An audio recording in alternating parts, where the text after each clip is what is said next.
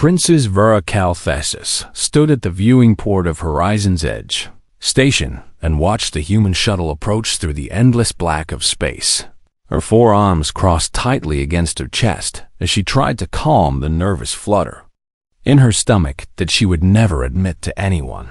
The Serenathi did not get nervous, and they certainly did not show weakness before political marriages that would bind two species together for generations to come. She was 8 feet tall, with scales that shifted from deep purple to silver, depending on her mood and right. Now they flickered with hints of anxious blue that she hoped no one would notice. Her handmaiden Thisra stood beside her and pretended not to see the color change, because she was wise enough to know when her princess needed silence rather than comfort. The shuttle docked with a soft thump that echoed through the station walls, and Vera straightened her spine and lifted her chin because she was the daughter of Emperor Calthexis the Undying, and she would meet her fate with dignity, even if that fate came in the form of a small, soft creature from a young species. She had studied humans extensively in the months leading up to this arrangement, and she knew their statistics by heart. They lived barely a century, if they were lucky, while her people measured their lives in thousands of years. They had no natural weapons and no claws and no fangs and no venom and no scales to protect their fragile pink skin. They could not see in the dark, and they could not hear the subsonic frequencies that allowed Serenathi to communicate across great distances, and they could not survive in vacuum for even a few seconds without their machines.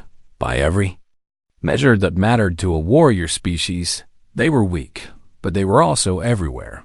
In just 300 years since discovering faster-than-light travel, humans had spread across the galaxy like water finding cracks in stone, and they had made themselves useful in ways that even the proudest Serenathi elder had to acknowledge. They built things and they fixed things and they talked their way into places where force would have failed. And somehow they had become essential to the galactic economy without anyone quite noticing how it happened. The alliance between their species made political sense, even if it made Vera's heart heavy with the knowledge that she would spend her life protecting a mate who could not protect himself. The airlock hissed open and a delegation of humans walked through, led by a man in a simple dark uniform with silver insignia at his collar. Commander Marcus Cole was not what Vera had expected. She had seen images of him, of course, but images did not capture the way he moved with a quiet confidence that seemed out of place in someone so small. He was barely 6 feet tall, and his skin was a warm brown color, and his eyes were dark and calm as they found hers across the reception. He did not flinch at the sight of her, and he did not show the fear that many species displayed when meeting a Serenathi for the first time. He simply smiled, and it was a gentle smile that reached his eyes and made small lines appear at their corners. Vera felt something shift in her chest, and she did not know what to call it. The ceremony was brief and formal, with representatives from both species reciting the ancient words that would bind them together. And Vera found herself watching Marcus throughout the proceedings. He listened carefully to every word, and when the Serenathi high priest spoke in their native tongue, Marcus followed along with his eyes, as if he understood more than the translation device in his ear was telling him.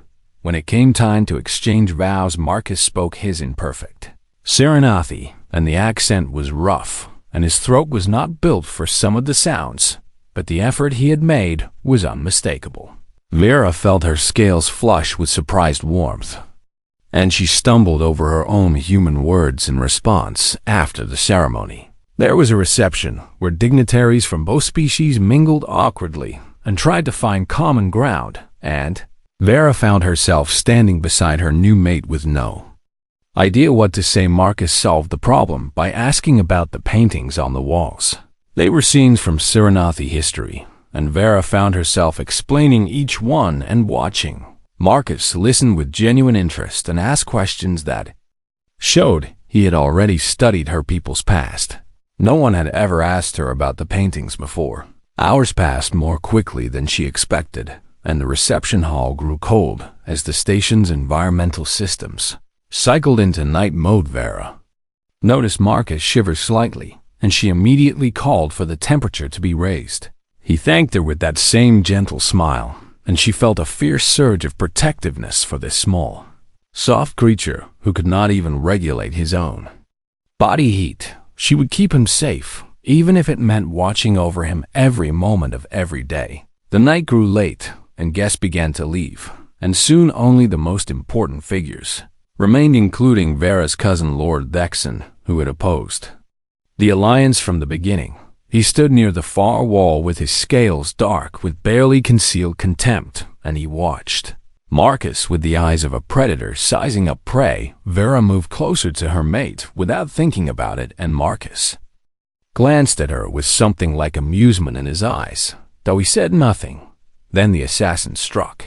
A figure in servant's robes burst from the crowd with a blade that gleamed with poison and aimed straight for Vera's throat. Time seemed to slow as Vera watched death approach, and she knew she could not move fast enough to stop it. But the blade never reached her lord. Thexan's guards intercepted the assassin at the last moment, and the poisoned edge stopped mere inches from Vera's scales, close enough that she could smell the venom. The room erupted into chaos as guards swarmed the would-be killer and dignitaries shouted, and Lord Thexan himself rushed forward with his sword drawn. But Vera was not looking at any of them. She was looking at Marcus. Her human mate had not moved, and he had not cried out, and he had not shown any of the fear or panic that she would have expected from someone so fragile. He had simply stood there and watched the blade approach with an expression of perfect stillness. His eyes had tracked the assassin's movement with a precision that seemed almost mechanical, and his body had remained relaxed in a way that made no sense unless he had known exactly what would happen. And when the blade stopped inches from Vera's throat, Marcus had not even blinked. Now he turned to look at her, and his expression shifted back to that gentle warmth, and he reached out to touch her arm with soft human fingers. "Are you all right?" he asked, and his voice was calm and steady. Vera stared at him, and she did not know what to say, because for just a moment she had seen something behind those kind brown eyes, something that watched and calculated and waited, something that was not fragile at all. But then Marcus smiled, and the moment passed, and Vera told herself she had imagined it because she was shaken from the assassination attempt, and her mind was playing tricks. Of course, she was imagining things. What else could it possibly be? 3 months had passed since the bonding ceremony, and Vera found herself in a situation she had never expected. She liked her human, not just tolerated him as a political necessity, but genuinely enjoyed his company in a way that surprised her more with each passing day. Marcus had a way of listening that made her feel heard, and he asked questions that showed he actually cared about her. Answers, and he remembered small details from conversations they had shared weeks before, when she mentioned that she missed the purple flowers that grew in her mother's garden on the homeworld. Marcus somehow acquired seeds and grew them in a small pot by the window of their shared quarters. No Seranathi male had ever done something like that for her.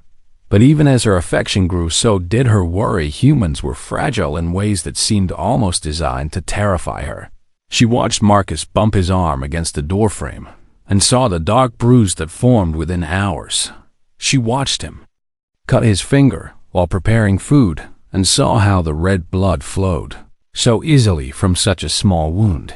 She watched him sleep for 8 hours every night while she needed only 2, and she wondered how his species had survived long enough to reach the stars when they spent a third of their lives unconscious and vulnerable. Her private journal had become a catalog of his weaknesses, written not with contempt, but with genuine fear for his safety. Item 47, she wrote one evening while Marcus slept beside her with his chest rising and falling in that slow rhythm that still unnerved her. Humans cannot see in darkness beyond a few feet, and their hearing does not extend into subsonic or ultrasonic ranges, which means they can be approached from multiple vectors without detection. She paused and looked at him sleeping peacefully with his face relaxed and soft and young. She added a note to have motion sensors installed in all corridors near their quarters. Then came the day everything changed, or at least the day everything should have changed if Vera had been paying closer attention. A diplomatic incident had stranded them on Kethros, a moon with a thin atmosphere and hostile wildlife, and a rescue shuttle would not arrive for 6 days. Vera immediately took command. She rationed their food, giving Marcus larger portions because she knew humans needed more frequent nutrition. She insisted he rest while she stood guard because she needed less sleep, and she could see better in the dim light of the moon's long nights. She scouted their perimeter and identified threats and made plans for every contingency. Marcus accepted all of it with that patient smile that she had come to know so well. "Thank you for taking care of us," he said each time, and Vera's heart swelled with protective love for her vulnerable mate. What Vera did not see happened in the spaces between her attention. On the second night, while Vera rested during her short sleep, Psycho Marcus slipped out of their makeshift shelter and moved through the darkness with a silence that would have impressed even a Serenathi shadow hunter. His eyes, which supposedly could not see in the dark, seemed to find every obstacle and avoid. In his footsteps, which should have been clumsy on the unfamiliar terrain, made no sound at all.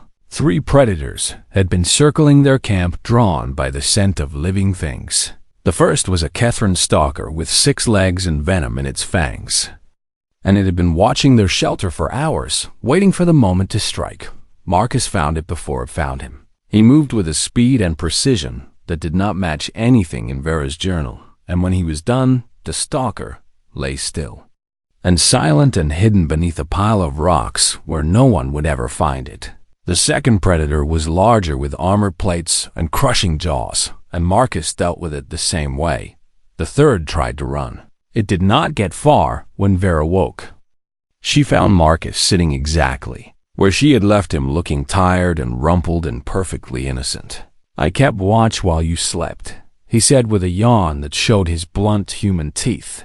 Vera thanked him and felt guilty for making him stay awake, and promised herself she would let him sleep extra that day. She never knew about the predators. On the 4th day, their water recycler developed a fault, and Vera spent hours trying to fix it, while Marcus offered suggestions that seemed random, but somehow always pointed her in the right direction. On the 5th day, Vera decided they should move to higher ground, and Marcus agreed that it was a good idea, and Vera never noticed that he had been subtly suggesting the same thing for 2 days. On the 6th day, the rescue shuttle arrived exactly when Marcus had calculated it would, though he had never shared those calculations with anyone. Vera stood in the shuttle as it lifted off and looked down at the hostile moon that they had survived together. "We made it," she said with relief flooding her voice. "You did well," Marcus replied, and his smile was warm with something that might have been pride. Vera believed him. She believed that her leadership and her strength and her careful planning had kept them both alive, and she never questioned why everything had gone so smoothly when so many things could have gone wrong. She did not notice the way Marcus watched the moon fall away beneath them with an expression of quiet satisfaction. She did not wonder why he seemed completely unsurprised by their successful rescue. 2 weeks later, her brother arrived at the station. War Prince Thaxis Calthexis was everything Vera was not. He was loud where she was thoughtful, and aggressive where she was diplomatic, and he made no secret of his contempt for the human alliance. "Your pet is smaller than I expected," he announced upon meeting Marcus with a laugh that was meant to wound. Marcus only smiled that same patient smile and offered his hand in the human gesture of greeting. Thaxis ignored the hand and turned to Vera with his scales bright with amusement. "Does it do tricks?" he asked. Vera's scales flushed with anger, but before she could speak, Marcus stepped forward. "I hear Serenathi warriors train in traditional combat forms," he said, and his voice was mild and curious and completely without fear. "Would you honor me with a demonstration sometime?" Prince Thaxis grinned with all his fangs showing. A demonstration, he repeated, and his eyes gleamed with cruel anticipation. Yes, little human, we could have a demonstration. I would be happy to show you how real warriors fight. Vera moved to intervene, but Marcus caught her eye and gave the smallest shake of his head. Perhaps another time, he said, and something in his tone made Thaxis hesitate. The war prince's scales flickered with an emotion Vera had never seen on her brother's face before. It looked almost like uncertainty. Then Thaxis laughed again and turned away, and the moment passed, but Vera saw her brother glance back at Marcus one more time, and she saw that for just an instant her brother's hand had moved toward his weapon, as if some instinct older than thought had warned him that the small soft human might not be prey after all. The alliance was fracturing, and Vera could feel it cracking beneath her feet like ice over a frozen lake. Factions within the Cyrenathi Empire had begun speaking openly against the partnership with humanity, calling it a sign of weakness and a betrayal of warrior traditions that stretched back 10,000 years. Other species had joined the opposition, including the Vaxori, who remembered how quickly humans had spread across their former territories, and the Helen, who still nursed grudges from trade disputes 2 centuries old.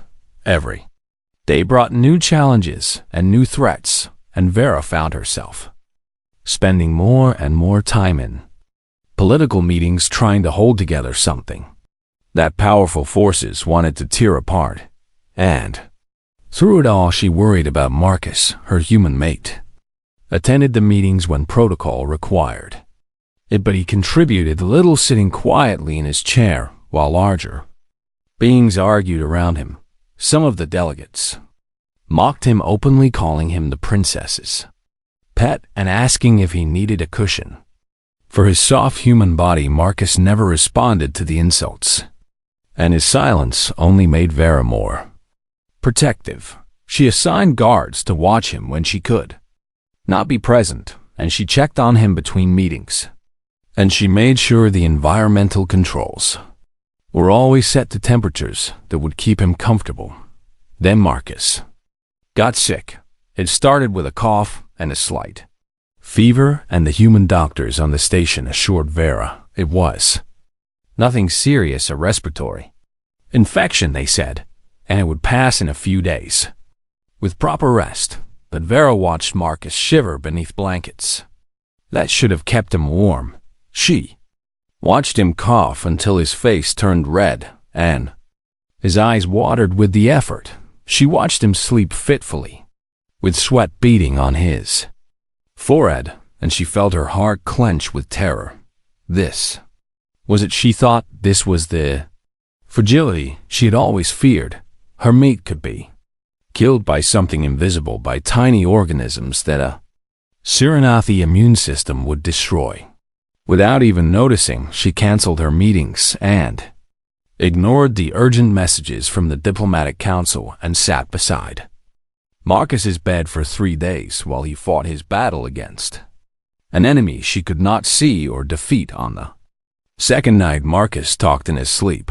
At first, Vera thought he was dreaming of home or of people he had known before the alliance, but the words he spoke were not the words of dreams. Grid 7 clear, moving to secondary position. Target acquired, awaiting confirmation. Confirmed.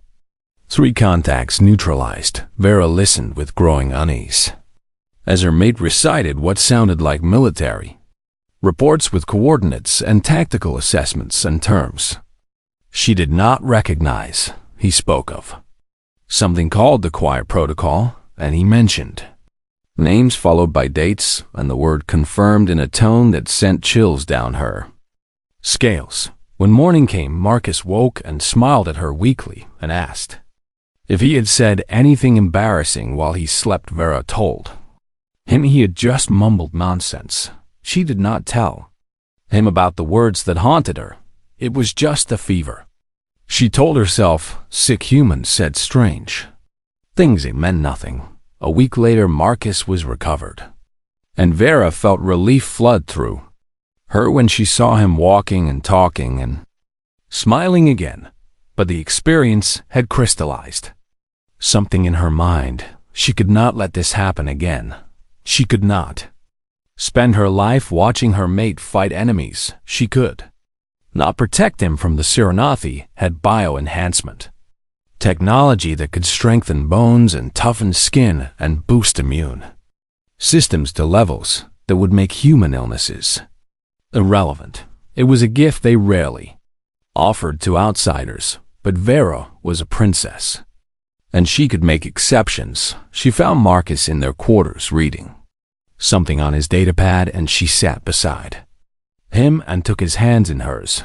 "I want to offer you something," she said, carefully, "a gift that would make you stronger and more durable and better able to survive in a galaxy that was not designed for humans." Marcus listened as she explained the procedure and the benefits and the life they could have together if he would just accept this one small change. When she finished, he was quiet for a long moment. Then he squeezed her hands, and she realized with a start that his grip was firmer. Then she remembered, "Much firmer. I appreciate the offer," he said quietly, and his eyes held hers with an intensity that seemed new. "But I am exactly what I need to be." Vera wanted to argue, but something in his voice stopped her, something that said this was not a discussion but a statement of fact. 2 days later, the assassins came. Vera was in a council meeting when the alert reached her, and she ran through the corridors with her heart pounding in her chest and her scales flashing with fear. 3 attackers, her guards reported. Professional killers from the Vaxori Shadow Guild. They had come from Marcus. Vera burst through the door of their quarters expecting to find horror. She found something else entirely. Marcus stood in the center of the room with his clothes slightly rumpled and a shallow cut on his forearm that dripped red onto the floor. Around him lay 3 bodies. Not dead, she realized after a frozen moment, but unconscious and arranged in neat rows as if someone had taken the time to organize them after defeating them. The Vaxori were legendary killers with forearms, each tipped with retractable claws and reflexes that could track a laser beam. They had been hired to kill one soft, fragile human. Marcus looked up at her, and his expression shifted from something cold and focused to something warmer and more familiar.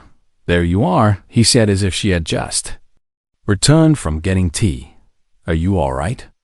Vera asked, and her voice came out strange. She could not stop staring at the bodies. "Fine," Marcus replied, and he glanced at the cut on his arm with a frown of annoyance. "They were sloppy, and that is insulting. Honestly, who trained them?" Vera stood in the doorway and felt something fundamental shifting in her understanding of the universe. Her delicate human mate stood surrounded by 3 of the deadliest assassins in known space, and he was annoyed that they had managed to cut him. "What?" she whispered. "What are you?" Marcus looked at her, and for just a moment the mask slipped completely. She saw something ancient behind his eyes, something patient and watchful and utterly without fear, something that had been there all along, waiting for exactly this moment. "I think," he said slowly, "we need to have a conversation." They sat across from each other in their quarters after the guards had taken the unconscious assassins away, and Vera had sent everyone else from the room. The silence between them felt heavy with years of unasked questions. "Tell me," Vera said, and her voice was steady, even though her hearts were racing. "Tell me everything." Marcus looked at her for a long moment, and she saw him making a decision behind those calm brown eyes. Then he began to speak. "When humanity first reached the stars," he said, "we thought we were ready. We had unified our planet, and we had built great ships, and we had dreams of friendship with other species. We thought the galaxy would welcome us." He paused, and something dark moved across his face. "We were wrong." Vera knew some of this history, but she had never heard it from a human perspective. The Vanox saw us first, Marcus continued, and they saw exactly what you saw when we met. Small soft creatures with no claws and no fangs and no scales. Pravera felt a chill run down her scales. The Vanox were extinct, now hunted to the last individual by a coalition that had formed specifically to destroy them. But before their extinction they had been conquerors.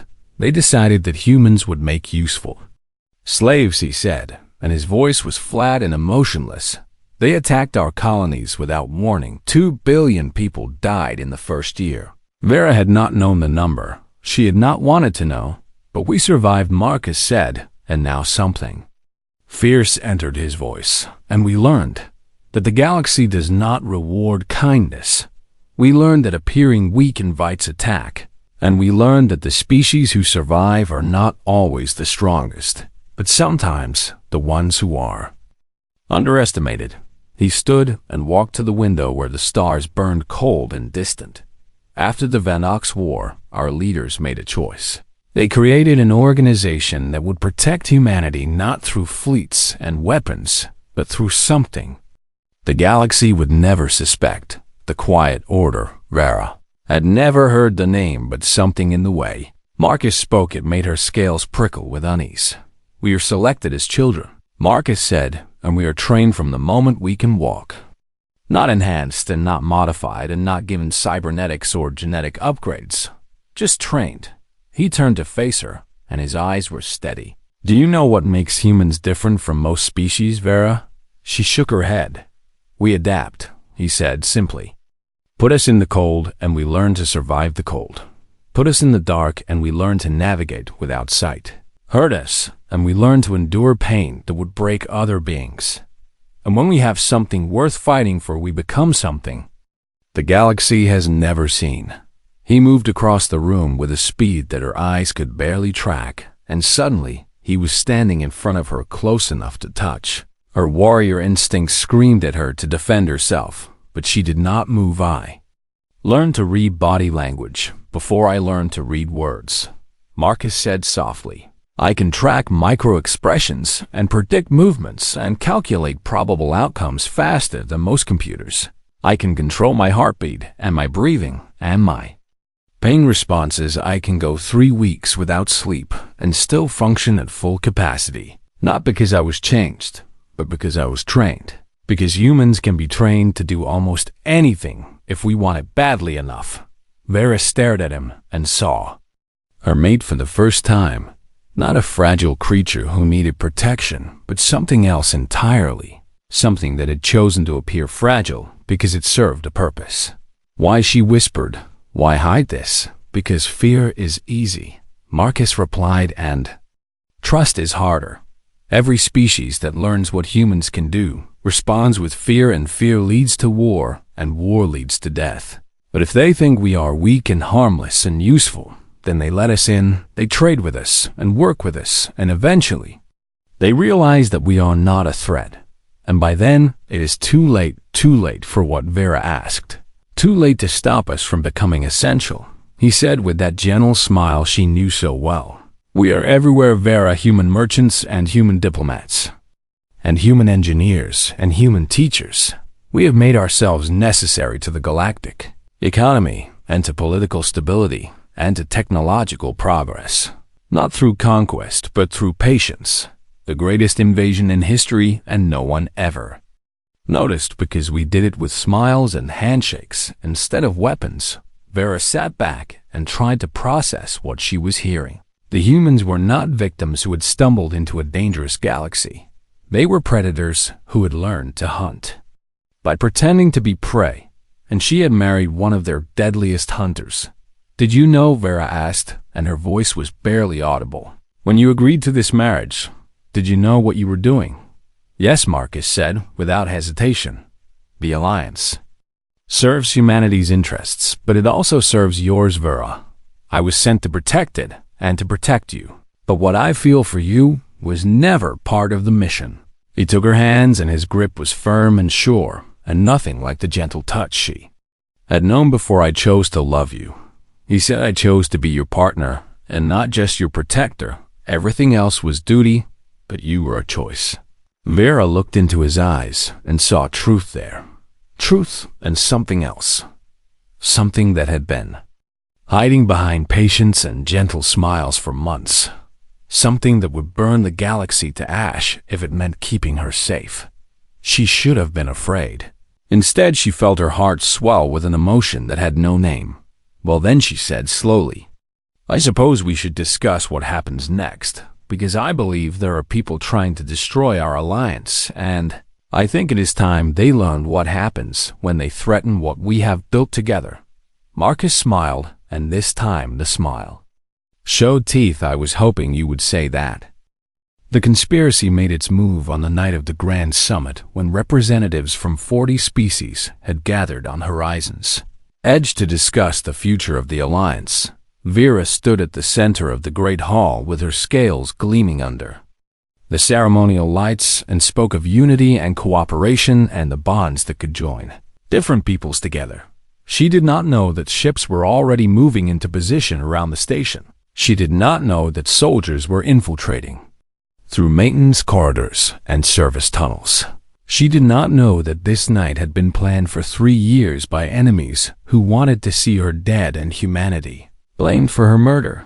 But Marcus knew. He had known for weeks, and he had spent that time preparing in ways that Vera was only beginning to understand. The attack began with the lights going out. Emergency power kicked in a moment later, casting everything in dim red shadows, and in that moment of confusion the killing started. Soldiers poured into the hall from every entrance, wearing the colors of the Vaxori coalition and carrying weapons that hummed with lethal energy. Delegates screamed and ran, and the guards who should have protected them fell before they could draw their weapons. Vera pulled her ceremonial blade and prepared to die defending her people. Then Marcus moved. He flowed through the chaos like water, finding the cracks in stone and everywhere. When enemies fell, Vera had seen Suranathi warriors fight, and she had seen the deadly grace of Vaxori assassins, and she had seen combat machines programmed for maximum lethality. She had never seen anything like this. Marcus did not fight the way warriors fought, with strength, meaning strength, and power, overwhelming power. He fought like gravity itself, inevitable and patient, and impossible to resist. He redirected attacks instead of blocking them, turning enemy weapons against their wielders. He struck at joints and pressure points in nerve clusters that should not have been visible to human eyes. He moved through soldiers like they were standing still, anticipating their actions before they made them, and positioning himself where they did not expect him to be. 10 soldiers fell in the first 30 seconds, 20 more in the minute after that.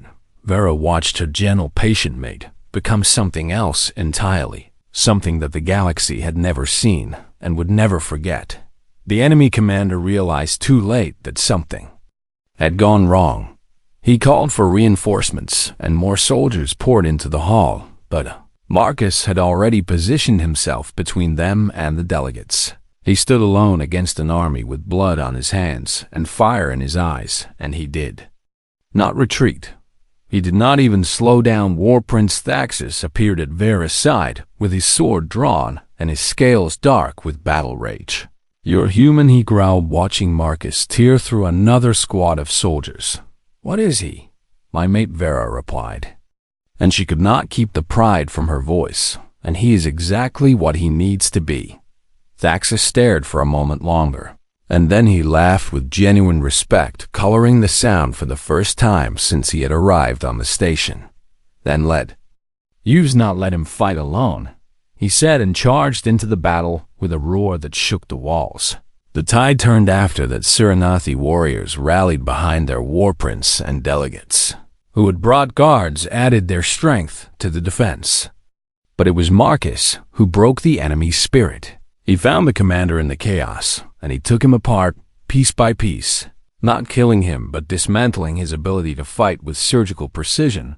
When the commander fell, the remaining soldiers tried to flee. They did not get far. An hour later, the battle was over, and the hall was littered with unconscious bodies and broken weapons. Marcus stood in the center of it all, bleeding from a dozen wounds that would have killed a lesser being. But he was still standing. Vera went to him and took his hand, and felt the strength that had always been there, hidden behind gentle smiles and patient silence. The surviving conspirators were brought before them, including 3 Siranathi lords, who had funded the attack, and a Vatsori general who had planned it. They looked at Marcus with fear in their eyes, and Vera understood that everything had changed. The secret was out. The galaxy would learn what humans truly were. Thaxis approached, with his sword still dripping, and stood before Marcus with something like awe on his scarred face. Why, he demanded. Why hide this power? You could have commanded respect and fear from every species in the galaxy. Why pretend to be weak? Marcus looked at him and then at Vera, and his smile was tired. But genuine fear is easy, he said, and trust is harder. If I had shown what I was from the beginning, you would never have seen past it. Vera would have had a weapon for a mate instead of a partner. The alliance would have been built on fear instead of hope. He turned to face the prisoners, and his eyes were cold. I wanted something better than that. I wanted to prove that humanity could be trusted, that we could be friends and partners and family. To species who had every reason to fear us. He looked back at Vera, and warmth returned to his gaze. And I wanted time to love my wife without war getting in the way. Vera felt tears prick at her eyes, and she did not care who saw them. The hall was silent as the weight of his words settled over everyone present. Then Thaxis did something that shocked Vera more than anything else that night. He bowed, not a small bow of acknowledgement, but a deep bow of respect reserved for honored warriors.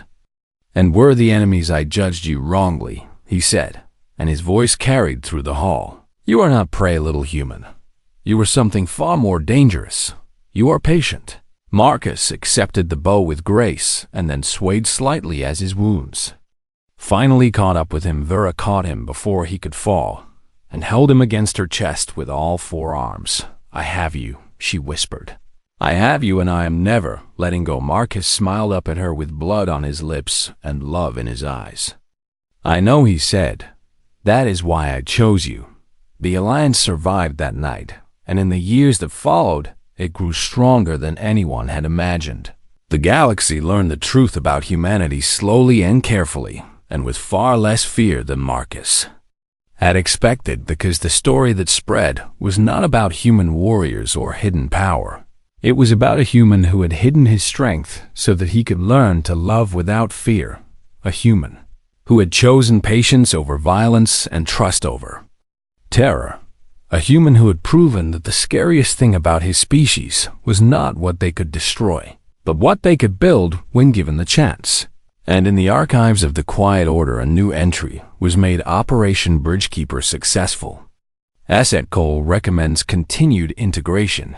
Humanity's greatest strength was never our bodies. It was always our hearts.